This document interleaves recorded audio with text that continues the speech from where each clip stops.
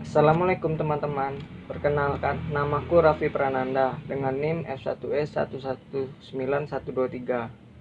Nah, pada video kali ini aku akan menjelaskan tentang paket software web server, yaitu XAMPP dan WMPP. Tapi pada kali ini aku akan lebih membahas tentang kegunaan dari XAMPP. Apa itu XAMPP? XAMPP adalah perangkat lunak bebas yang mendukung banyak sistem operasi yang merupakan kompilasi atau gabungan dari beberapa program. Nah, jadi XAMPP ini bisa di sistem Windows, macOS, Linux, dan lain-lain. Nah, bisa dibilang XAMPP adalah tools atau alat yang menyediakan paket perangkat lunak ke dalam satu buah paket.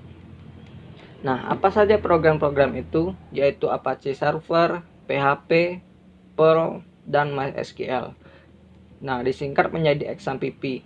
X itu untuk sistem operasi, A-nya untuk Apache Server, M-nya untuk MySQL, dan PP-nya adalah PHP dan Perl. Itu adalah bahasa pemrograman. Nah, dengan kita menginstal XAMPP, maka tidak perlu lagi melakukan instalasi dan konfigurasi web server Apache, PHP, dan MySQL secara manual. Jadi kita dimudahkan dengan hanya menginstal satu software saja. Maka software yang dibutuhkan dalam mendevelop sebuah web aktif dalam bersamaan. XAMPP adalah sebagai server yang berdiri sendiri atau localhost. Nah, teman-teman, localhost itu sendiri adalah server yang hanya ada di dalam komputer kita saja. Jadi orang lain belum bisa melihat web yang kita develop. Nah, jadi itu teman-teman pengenalan dari XAMPP. Teman-teman udah tahu kan tentang dasar pengenalan apa itu XAMPP? Sekarang aku akan menjelaskan software yang ada di dalam XAMPP. Oke, yang pertama adalah Apache. Ini adalah sebuah server aplikasi web. Apache tugas utamanya adalah untuk menghasilkan tampilan dalam sebuah web yang benar kepada pengguna terhadap kode PHP yang sudah dituliskan oleh pembuatan halaman web. Nah, jika perlu kode PHP juga berdasarkan yang tertulis. Dapat database diakses dulu, misalkan MySQL, untuk mendukung halaman web yang dihasilkan. MySQL, server aplikasi database, yang kepanjangannya adalah Structured Query Language. SQL ini merupakan bahasa terstruktur yang difungsikan untuk mengolah sebuah database. MySQL dapat digunakan untuk membuat dan mengelola database dan isinya. Bisa juga memanfaatkan MySQL guna untuk menambahkan, mengubah, dan menghapus data dalam database. PHP dan Perl. Nah, kedua ini adalah bahasa pemrograman untuk mendevelop web yang kita inginkan. Nah, itu tadi teman-teman adalah software-software yang ada di dalam XAMPP. Nah, sekarang aku akan menunjukkan kalian control panel dalam XAMPP ini. Control panel XAMPP ini adalah sebuah layanan untuk mengelola XAMPP, baik itu mengontrol start ataupun stop XAMPP untuk digunakan ataupun sesudah digunakan, serta layanan service lainnya. Nah, ini adalah hal yang paling penting teman-teman. htdocs adalah sebuah folder yang digunakan sebagai tempat penyimpanan berkas seperti PHP, HTML, CSS, dan script lainnya yang digunakan dalam sebuah halaman website. Jadi, setiap kali kita mau menyimpan untuk develop web, maka kita simpan di htdocs ini teman-teman. Secara kapasitas penyimpanan, XAMPP tergantung dari beberapa besar kapasitas harddisk di laptop atau komputer kalian. Sedangkan bila menggunakan hosting online, maka tergantung pilihan teman-teman waktu membeli sebuah hosting. Nah, teman-teman, sekarang aku akan mengasih tahu kalian tutorial bagaimana cara memfungsikan XAMPP ini. Pertama adalah buka control panel XAMPP. Nah, ini adalah tampilannya. Ada Apache, MySQL, FileZilla, Mercury, dan Tomcat. Nah, untuk yang pertama kita jalankan start Apache.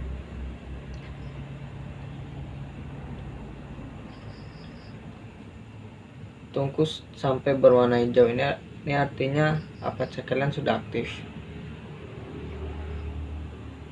Untuk melihat apakah kalian sudah aktif atau tidak, buka web browser kalian, lalu ketik localhost.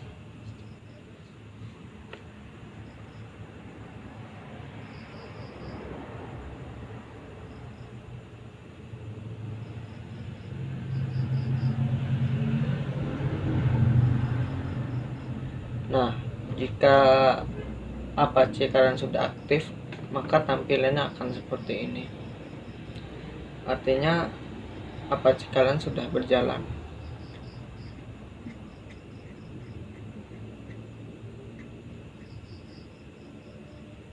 Oke, sebelum kita membuat web, kita buat dulu folder untuk menyimpan codingan kita. Kita simpannya di folder htdocs. Nah, ini yang penting teman-teman. Jika kalian ingin menyimpan file-file berisi kode script, simpannya di htdocs. Nah, di sini aku akan membuat sebuah folder baru untuk menyimpan codingan.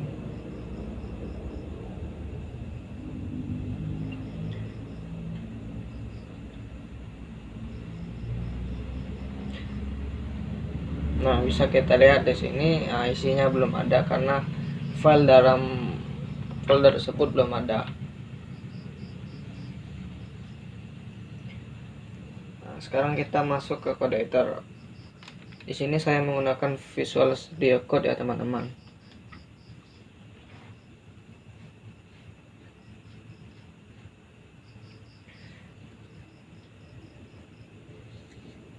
Buka folder yang tadi sudah disimpan.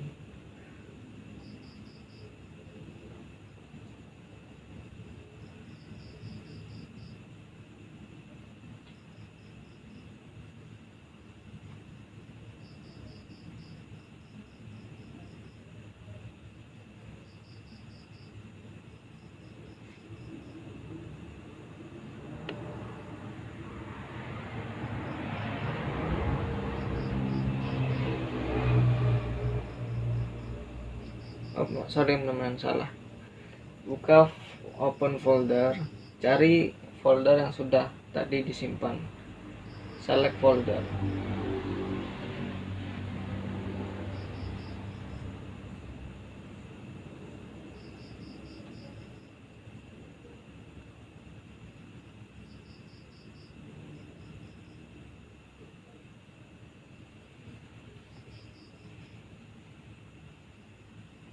Nah, ini dia folder yang tadi kita simpan. Lalu kita tambahkan new file ke dalam folder itu. Di sini aku akan mengetik kode HTML ya.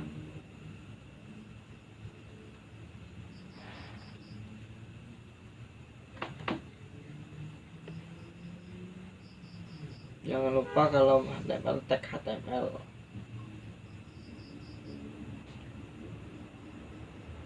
Nah, di sini saya sudah menyiapkan source code-nya. Langsung copy saja. Kita jalankan.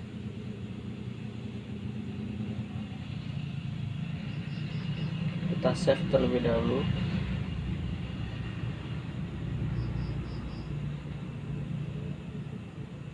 Nah, ini teman-teman belum ada ya. Nah, untuk menjalankannya kita refresh.